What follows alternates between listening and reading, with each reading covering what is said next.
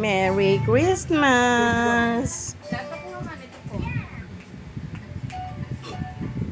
hours. Yan talaga yun.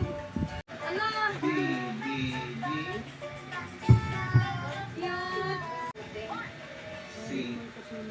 Mama. Pag ganito, gaganda ako.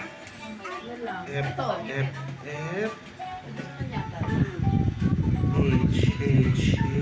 Dahil, picture mo. Picture mo. Maganda dito yung Picture mo kami. ito nga. Pinakain ko yung madumi yung mic na yan. Gamitin mo kasi